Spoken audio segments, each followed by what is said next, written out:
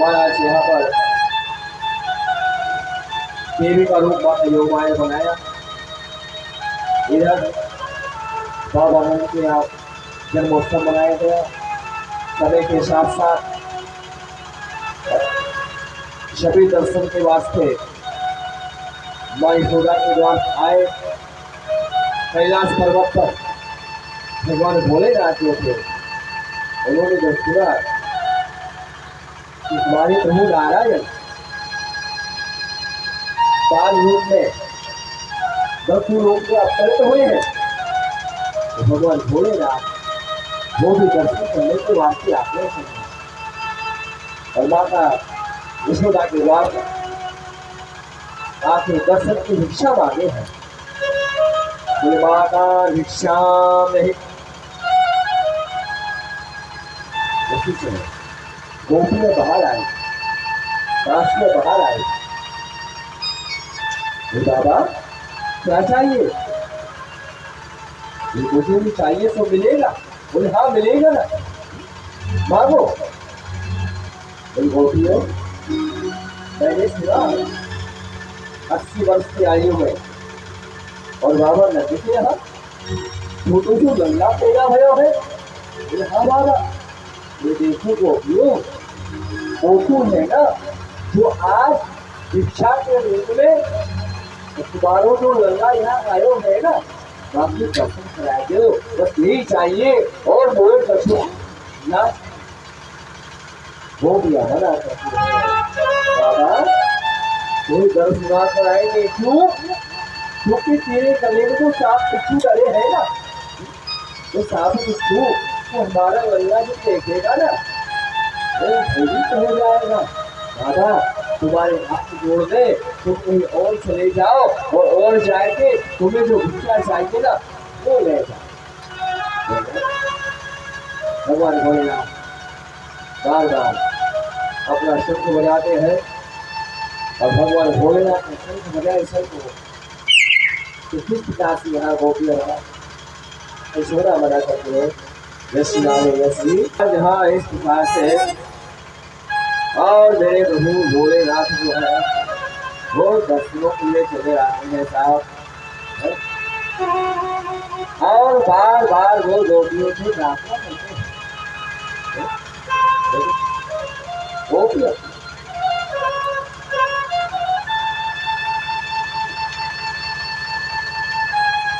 गोपियां दर्शन करने कराने के लिए मनाही कर देती है। भगवान भोलेनाथ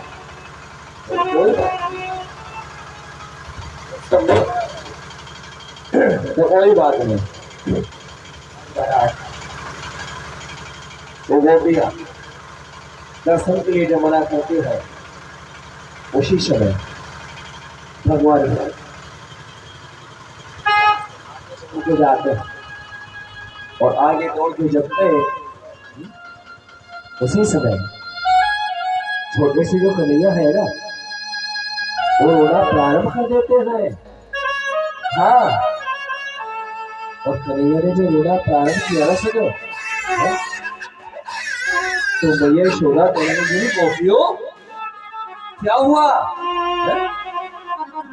आज मेरो जो लल्ला है ना वो ना तो दूधे ही पी लो और ना रोने से चुप है। अरियो गोपियों कुछ करो ना। गोपियां जो बार बार भैया यशोदा की आवाज सुनी ना गोपियां दौड़ लगा के कन्हैया को अपनी अपनी गोद में लेके और चुप कराने का प्रयास करती है। गोपियां बहुधा बहुधा प्रकार से प्रयास किया, अभी तक कन्हैया जो है ना चुप नहीं होता। भैया यशोदा कहते बोले रे गोपियों बोल तू ऐसे लगे हैं सखियों कि हमारो जो लल्ला है ना या लल्ला को और आज कल सबकी जरूर नजर लगी कौन सी की नजर लगी?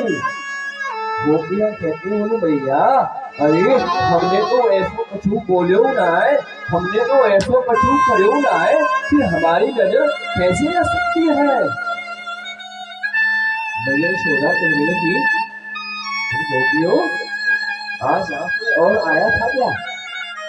बोले हाँ माँ। कौन आया? बोले एक बाबा आया। बाबा? बोले हाँ। कैसा था? गले में सांप और बिच्छुओं की माला थी। हाँ, हाँ? एक प्रवेश था और भी प्रवेश बना के वो दर्शक के लिए आया, लेकिन उसे मना कर दिया। उसी समय माँ यशोदा गोपी होती है, गोपियों जाओ, देखिए ना उन बाबा को लेके तो वापसी आओ। हो ना हो कि बाबा की कोई खराब बात हो तो समझो भगवान भोलेनाथ को लेने के वास्ते जब उधर पहुंचे, भगवान भोलेनाथ ये क्या डिस्टर्ब होता है बार बार पिताजी? उसी समय और गोपियां जो है ना वो भगवान भोलेनाथ को आवाज लगाई, बोले बाबा ठहरो, अरे ओ बाबा रुको। क्यों? बाबा हमारी जो भैया यशोदा है ना, वो आपको अपनी जो लल्ला है ना उनका दर्शन कराने को तैयार है, चलो दर्शन करो।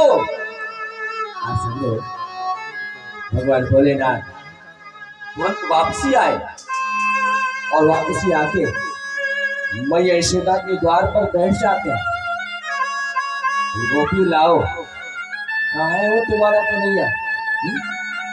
लेके आओ।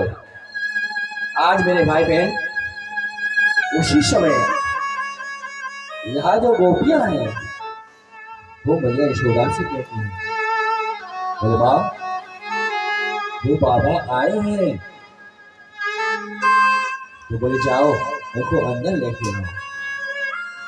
भगवान भोलेनाथ बाबा नंद के महलों में अंदर गए सजनों, और जैसे ही बाबा नंद के महलों में अंदर गए हैं या वो सजनों माँ यशोदा अपने लल्ला को भगवान भोलेनाथ के गोद में दे देती है, और भगवान भोलेनाथ की गोद में जब दिया तो मेरे प्रभु भोलेनाथ जो है नेत्रों में श्याम सुंदर की सुंदर छवि को निहार रहे हैं। अपने गले से एक माला उतारी है और माला उतार के भगवान जो श्याम सुंदर बाल स्वरूप में प्रकट हुए हैं उनके गले में माला पहनाई है। बोले प्रभु मैंने बोला था एक ना एक दिन आपको मेरी गोद में आना पड़ेगा, है? तो बोले मैंने भी तो कहा कि बाबा तुम बैरागी तो हो, है? तुमने कभी किसी बच्चे को गोद में नहीं खिलाया, लेकिन वो समय आएगा कि मुझे गोद में तुझे खिलाना पड़ेगा, है? आया ना? भोलेनाथ मंद मंद मुस्कुरा रहे, बोले प्रभु कैसे लीला, कैसा है तुम्हारा ये मोहिनी जाल, है? ना मैंने कभी कार्तिकी को गोद में बिठाया, ना कभी गणेश को मैंने खिलाया, लेकिन आज पता नहीं तुम्हारा ऐसा कौन सा मोहिनी जाल मेरे विवेक में आया। प्रभु गोद में नहीं लिया ना, चैन नहीं पड़ा। यही तो बात है। जबई तो क्या, जबई तो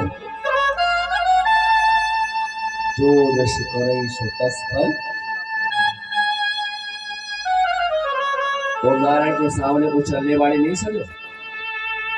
भगवान भोलेनाथ अपनी गोद में लिए कन्हैया को और मंद मंद मुस्कुरा रहे हैं।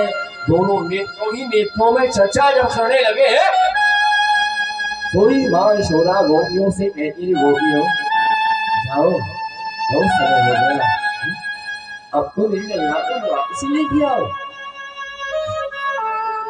लेके वापसी जब अंदर पहुंची, उसके बाद फिर कन्हैया कभी रोए नहीं, बोलना पड़ेगा। आज मेरी प्यारी बहनों,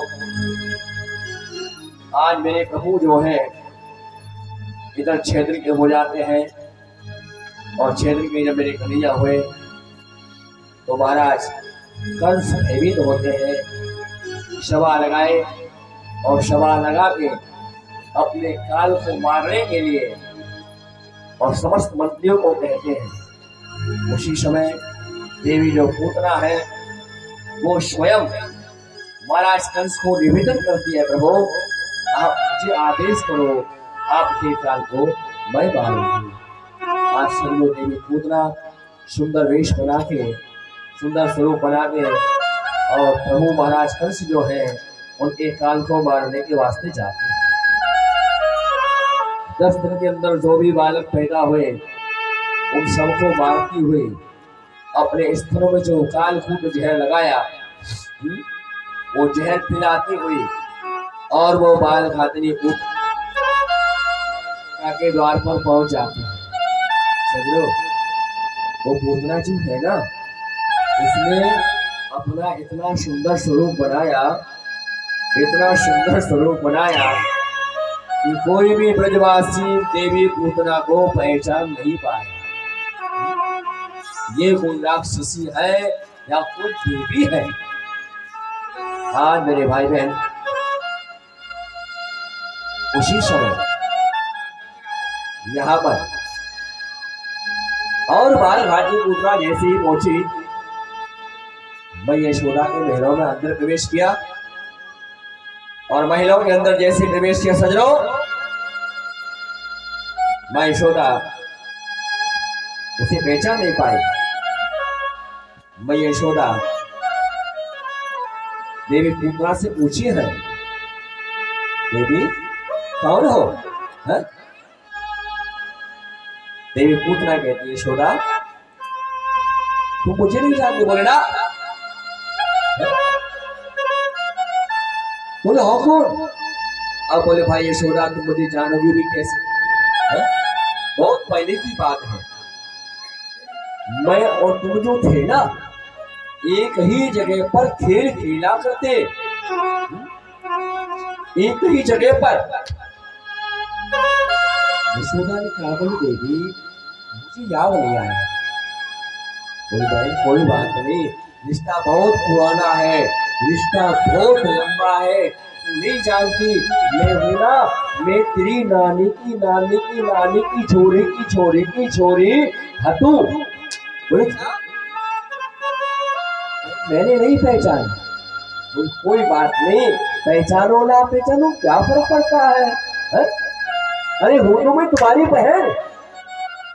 बोले फिर ठीक, आज मेरे भाई बहन उसी समय और यहाँ पर माँ यशोदा अपनी बहन को जब देखा तो अपनी एक बहन कन्हैया उसकी गोद में सौंपा और कन्हैया को गोद में सौंपने के पश्चात स्वयं आने वाली बहन की स्वागत सत्कार में, सेवा में जलपान की व्यवस्था करने जाती है। और जैसे ही माँ यशोदा जलपान की व्यवस्था करने के लिए अंदर से गई, इधर जो राक्षसी पूतना है वो मौका पाई साहब, और मौका पाने के पश्चात कन्हैया को गोद में तो पहले ही लिया है, मौका पाई है।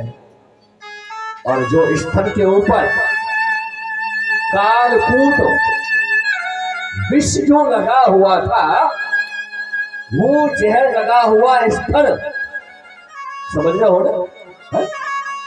जहर लगा हुआ स्थल, और राक्षसी देवी पूतना ने वो विंध्य के बुखार में प्रवेश कर दिया। बोलना पड़ेगा भगवान श्याम सुंदर जो थे ना सजनो, बाल अवस्था में इस थर को मुख में डाला, और मुख में डालने के पश्चात अपने नेत्र को बंद कर लिया। क्यों? क्योंकि भगवान केशव जो है वो मन ही मन सोचने लगे कि ये राक्षसी जो है ना, वो चाहे है राक्षसी लेकिन मां बन के आई है, और खुली आंखों से यदि मैं इसे मारूंगा दोष लगेगा, इसलिए नेत्र बंद करके मारूंगा ना तो कोई दोष नहीं लगेगा। बोलना पड़ेगा।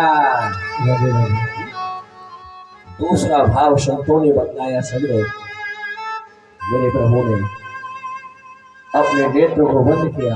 क्यों? नेत्र बंद करके और भगवान भोलेनाथ से प्रार्थना किया है, भोले मैंने तो जन्म लिया माखन और मिश्री खाने के वास्ते है, और प्यारे यहाँ तो मुझे सबसे पहले जहर पिलाया जा रहा है,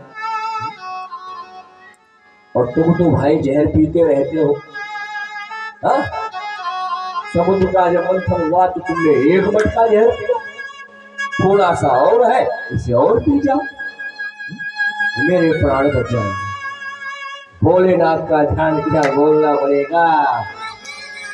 आज मेरे भाई बहन तीसरा भाव आया कि जो भगवान नारायण है, उन्होंने भगवान ने विचार किया यदि मेरी दृष्टि इस राक्षसी के ऊपर पड़ जाती है तो ये यहां रुक नहीं पाएगी, और यदि ये रुक नहीं पाई तो फिर मैं इसे कैसे मारूंगा?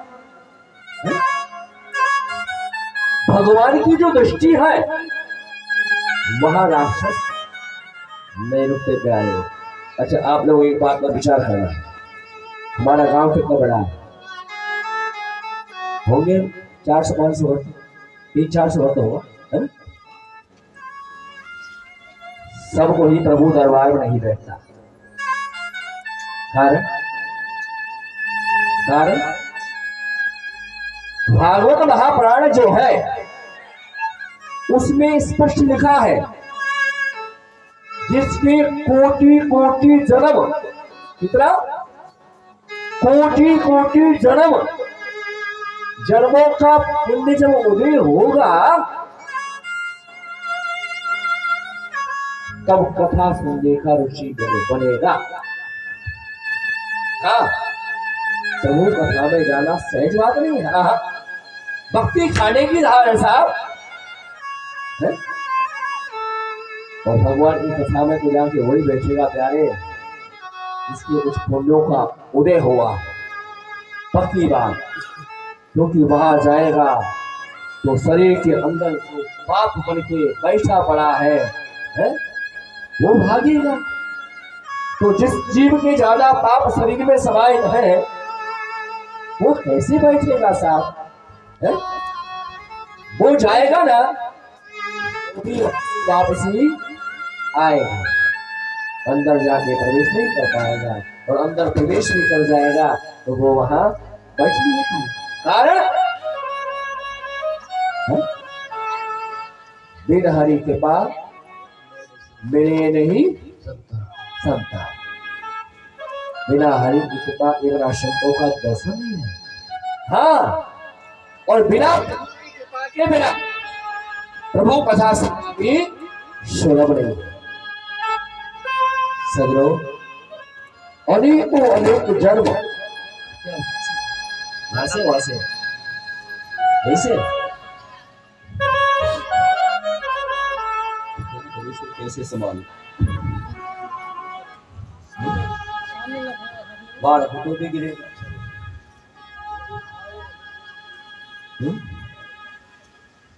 तो मेरे प्यारे भाई बहन, उसी समय और यहाँ भगवान गोविंद अपने नेत्रों को बंद करते हैं सजरो, और नेत्रों को बंद करने के पश्चात तब देवी जो पूतना है उसके स्थलों से जहर के साथ साथ उसकी प्राणों को भी पान करना प्रारंभ कर दिया है।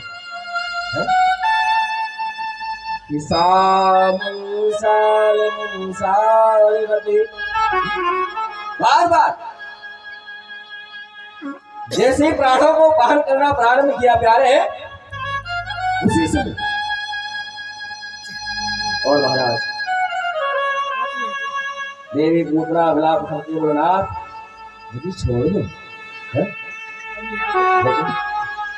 भगवान केशव कहते देवी, या तो मैं जीवन में किसी को पकड़ता नहीं, और पकड़ लेता हूँ तो फिर बीच में धार में छोड़ता नहीं, बेड़ा पार करके छोड़ूंगा, बोलना पड़ेगा। आज सब लोग यहाँ पर देवी पूतना जो है पूतना के वक्षस्थल के ऊपर चिपट जाते हैं, और हमारे शास्त्रों में ऐसा बताया कि जिस समय भगवान ने पूतना के स्थल से दूध जब पान करना प्रारंभ किया है, इतना विशाल रूप बनाया, इतना विशाल स्वरूप बनाया कि महाराज कंस का जो 6 कोस लंबा बगीचा था, कितना 6 कोस लंबा बगीचा, वो सारा बगीचा चूर चूर हो जाता। ऐसा उसके वक्षस्थल पर गुरु गोविंद पड़े हैं। पूतना ने बहुत पुकारा, अंत में मेरे कन्हैया हैं, और उसी के साथ साथ यहाँ गोविंद ने और पूतना के प्राणों का हनन किया। सजो जैसे पूतना के प्राणों का हनन किया है, तो गोविंद वक्षस्थल के ऊपर लेटे हुए हैं। इधर मां यशोदा अपने लल्ला को जो वहां नहीं पाई है, तो दासियों से बोली है, अरे गोपियो जाओ ना, है? मेरे लल्ला को खोजो ना। गोपी कहने लगी, बोली माँ आपकी जो बहन आई थी ना, उसका ही पता नहीं वो कहाँ है? बोली क्या? बोली हाँ। अरे बोली गोपी चलो, आज मुझे सोना सभी जो गोपियां है ना सजनो, उनको अपने साथ में लेती है, और अपने साथ में लेने के बाद में अपनी जो लल्ला है ना, वो आपको खोजबे को चाहिए और निकल पड़ती। चलते चलते वहां पहुंची जहां पूतना के वक्षस्थल के ऊपर और लल्ला लेटी भय है। मां यशोदा लल्ला को जाए थे, और वो पूतना जो थी ना सजनो, उसकी के ऊपर से उठाया, और उठाने के बाद में सखियों से बोली, सखियों देखो, यदि आज भगवान की कृपा नहीं होती ना, है? वो नारायण की कृपा नहीं होती ना, तो आज ये डायन मेरे लल्ला को खा गई होती। बोलना पड़ेगा। वो मां यशोदा नहीं जान पाई है, वो जिस नारायण को याद कर रही है, वो तो सामने बैठे हैं और सिर पर लेटे हुए हैं। सजनो, आपके सामने यदि किसी रूप में परमात्मा आ जाए तो क्या पहचानोगे? कभी ना। लेकिन जीवन में कुछ ऐसा बना लो, कभी किसी का अपमान मत करो। हाँ, चाहे छोटा हो चाहे बड़ा हो। पता नहीं इस देश में भगवान बन जाए। है? जीवन में कसम खा लेना कि हम कभी किसी का कोई अपमान नहीं करेंगे। यदि हम सेवा नहीं कर सके तो कम से कम अपमान तो नहीं करें। है? सेवा ना बने अपमान भी ना हो, ऐसी धारणा मन में कर लो। दूसरी बात, कभी किसी की ईर्ष्या मत करना ना मेरे प्यारे। तो हम यदि किसी दूसरे की ईर्ष्या करेंगे तो जिसकी हम ईर्ष्या करेंगे ना, वो जो पाप करेगा उसका पाप जो कर्म है वो हमारे माथे चढ़े। तो हाथ जोड़ के मेरा निवेदन, कभी किसी की ईर्ष्या मत करना, कभी किसी की बुराई मत करना। क्यों? जो पाप करने वाले की तुम बुराइयां करोगे, उसका जो किया कर्म है वो ईर्ष्या करने के बाद हम ले लेंगे। उसका पाप किया किसी और ने और भोगा किसी, बोलो ना भाई, कहते हैं ना, बोले कर्म तो किया किसी और ने और भोगना पड़ा किसी। तो भोगना पड़ा क्योंकि ईर्ष्या किया, बुराई किया। आजकल क्या लोग बाग चौराहे पर बैठ जाते हैं और चौराहे पर चाय की दुकान पर ताश की गड्डी लेके फिर बैठ जाते हैं और कुछ देर खेलेंगे, फिर बैठ के एक दूसरे की बुराई करेंगे। बोलना पड़ेगा, बुराई करते हैं। वो ऐसा आदमी है, उसने ऐसा किया, उसने वैसा किया। अरे मेरे प्यारे, क्यों किसी की बुराई करते हो? क्यों तुम जो बुराई करते हो उससे उसको कोई फर्क पड़ने वाला नहीं है, तुम्हारे जरूर पड़ने वाला। इसलिए जीवन में भला चाहते हो तो कभी किसी की बुराई करना बंद कर दो। प्यारे, जितना उतना भला करो, चाहे भला करने में हमको दुख भोगना पड़े तो भी भला करो, भला करने में कोई पीछा ना है। आज मेरे प्यारे, माँ यशोदा लल्ला को पहचान नहीं पाई और लल्ला को पूतना की वक्षस्थल से उठा के अपनी छाती पर लगाया। गोपियों, चलो लल्ला को स्नान कराओ, राई नोन का झाड़ा लगाओ। आज मेरे भाई बहन, सभी गोपियों लल्ला को लेके आए, स्नान कराया, राई नोन का झाड़ा लगाया और राई नोन का झाड़ा लगाते तब लल्ला को दूध पिलाया और दूध पिला के फिर से पालने में बिठाया। इधर महाराज जो बाबा आनंद है वो अपने ग्वाल वालों के साथ में, और महाराज जो कंस थे, कंस का कर देने गए। कर, जमीन का जो कर होता है, इसी भेंट कह लो या कर कह लो, वो कर देने जब गए तो वसुदेव जी ने बाबा आनंद को बुलाए। जाता यहां ज्यादा नहीं रुकना है। क्यों? क्यों? तो नहीं, कोई बात नहीं, जल्दी जाओ, गोकुल में पहुंचा। आज मेरे प्यारे भाई बहन, बाबा आनंद जब गोकुल जाने लगे तो क्या देखा? राक्षसी पूतना का विशाल का शरीर पड़ा हुआ। वो शरीर के अनेकों अनेक टुकड़े बनाए और अनेकों अनेक टुकड़े बना के एक ही पैटर्न में चल रहा है, जैसी अनेक। ये तो शुरू हो जाता बात।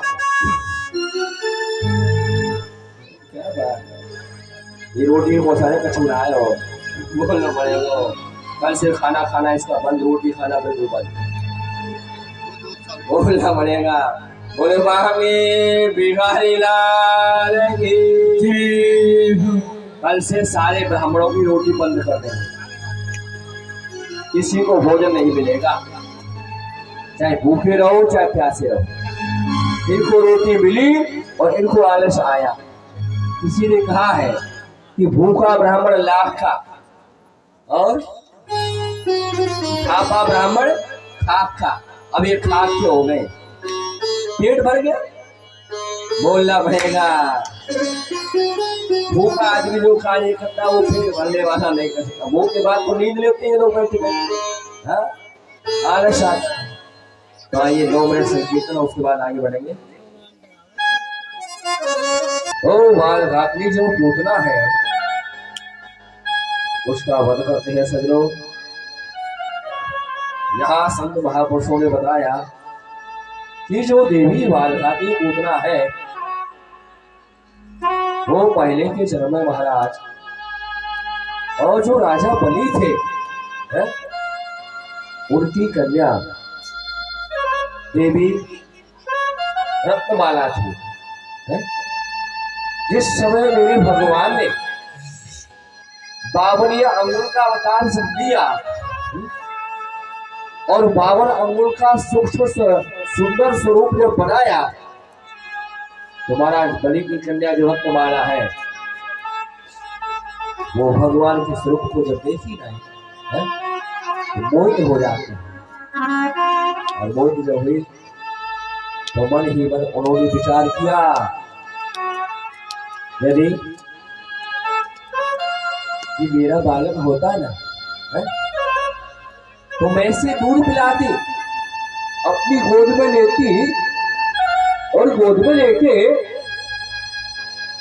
मैं दूध पिलाती।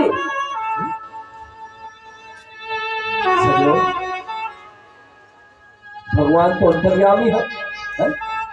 सब जानते हैं कौन क्या सोचता है। एक बात बताऊं आपको, इंसान जो जब जैसा सोचे, आज आना नहीं आ रहा, पता नहीं क्यों नहीं आ रहा है, या तो मैं फिर दूं या आप फिर दूं, अब ये मुझे पता है। इसमें थोड़ा सा और पूतना की मन की बात को पहचानने के पश्चात देवी अब नहीं, मैं द्वापर में आऊंगा और द्वापर में जब मैं आऊंगा ना तब मैं तेरी मन की इच्छा की पूर्ति जरूर करूंगा। यह आशीर्वाद। और जब भगवान ने बड़ा रूप बनाया और बड़ा स्वरूप जब बनाया ना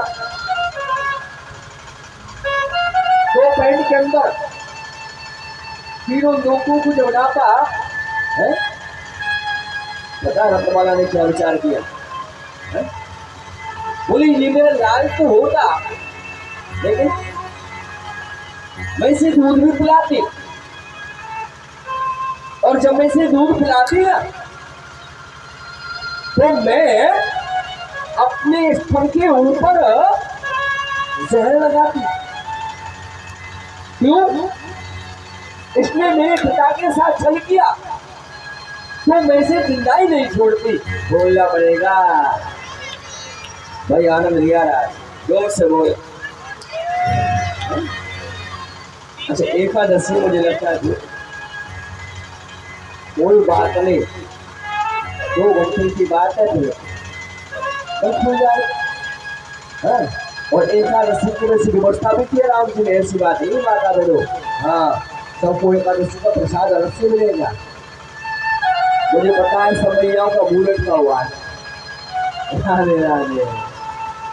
हमारी कुछ माता बहने ना भूखी है, भैया भूखी हो क्या? कब तो नहीं लगी है? राधे राधे सरकार की जय हो, मुझभागे विधान की जय हो।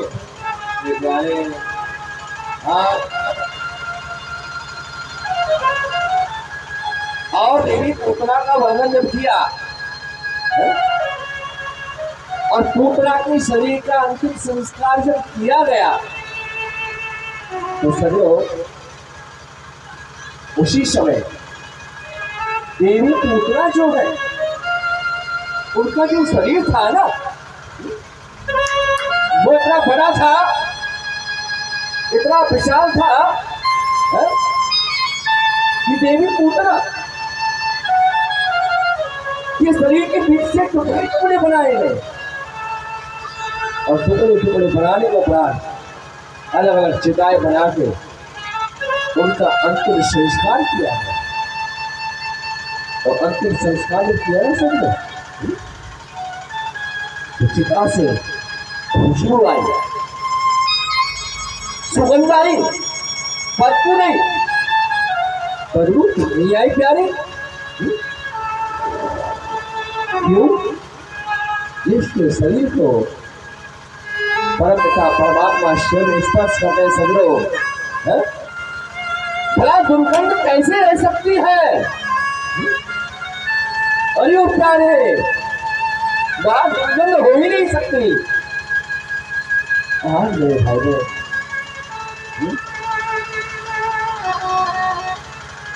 संत मुनि महर्षि तरसते हैं उस अवसर को कि हमारी दुर्गंध निकल जाए, लेकिन पूतना जो थी सजनो वो चाहे राक्षसी थी लेकिन मां बनके गई और मां बनके दूध पिलाने की इच्छा से गई। और जो मां बनके गई है तो आप ही लगाओ कि मां को कौन सी गति मिलनी चाहिए है? कन्हैया ने तभी कहा है अहो वकीयम स्थल काल कोटम, काल को जहर लगाया सजनो, लेकिन भी मेरे कन्हैया जो है वो बाल खातरी पुत्रा जो है उनको मोक्ष की गति प्रदान माँ की गति देते हैं। खराब ये मेरे प्यारे उसी समय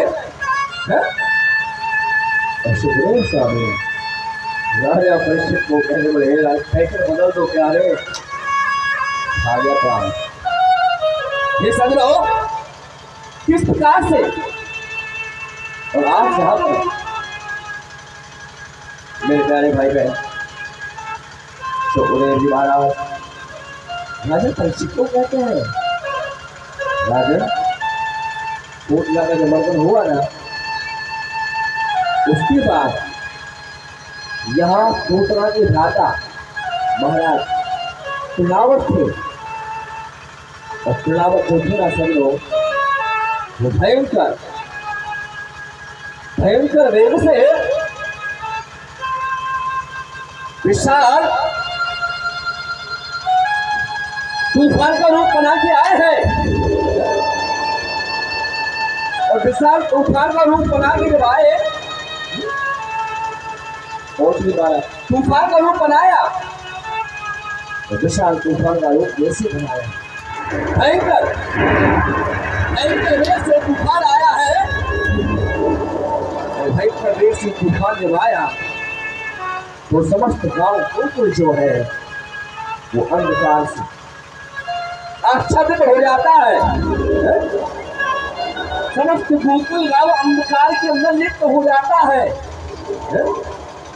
ये भाई उसी समय जो माता यशोदा है वो भयी तो हुई और मां यशोदा वो उनको प्रार्थना करती है, हे नाथ बचाओ स्वामी बचाओ। 80 वर्ष की आयु में तो लल्ला भयो है और जब से गुरु लल्ला दुनिया में आयो हतो ना तब से ना जाने कहाँ बात है कि मेरी दुनिया के ऊपर मेरी लल्ला के ऊपर अभी तो है संकट आड़ पड़े हैं।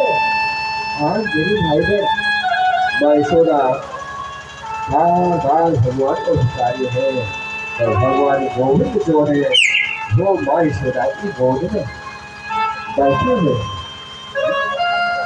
कन्हैया ने आज अपने शरीर का भार बढ़ाया है और कैसी भगवान ने अपने शरीर का भार बढ़ाया समझो। सोही तलावत मौका पाया और मौका जैसे पाते हैं तो इस कन्हैया को माता यशोदा की गोद से उठा लेते हैं और सजनों माता यशोदा की गोद से कन्हैया को जो उठाया पकड़ा पकड़ा और पकड़ के वायुमंडल की ओर आकाश मंडल की ओर वो प्रणावत नामक जो दैत्य है वो भगवान श्याम सुंदर को लेके चले जा रहा है। आज ये गोविंद ने जो प्रणावत खाना सजनो उनके कट्ठों को पकड़ लिया और कट्ठों को पकड़ा तो ऐसा पकड़ा तोड़ने का नाम नहीं लेते। हाँ उस प्रणावत बार बार भगवान से प्रार्थना करती है प्रभु मुझे छोड़ दो ना, मुझे छोड़ दो, मैं आपको पहचान नहीं पाया। लेकिन मेरे प्रभु जो है ऐसा नहीं करते, बलधार से पार करके है।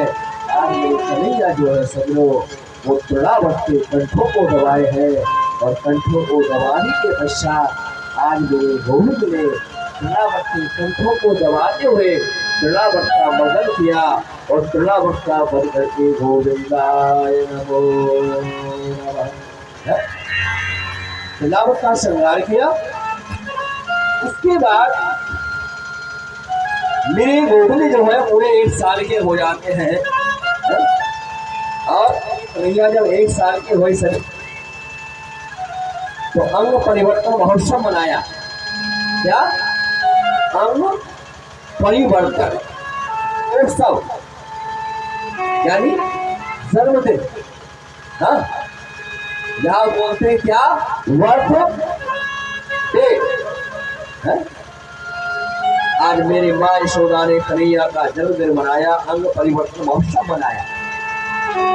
उसी समय माँ यशोदा लल्ला को पहले तो दूध पिलाई, दूध पिला के और एक पालने में लिटायो। सजनों लल्ला को दूध पिलाए थे और पालने में जब लिटायो ना तो वो जो पालना हटो वह पालना को भैया यशोदा ने उठायो है और उठाए के नहीं तो एक सकट होगा सजनों उस सकट के नीचे जाए के रख दियो। सकट क्या होता है? सकट बैलगाड़ी जो होती है ना उसको टांगा बोलते थे, बैल के साथ टांगा होता है, बैल के साथ है वो सकट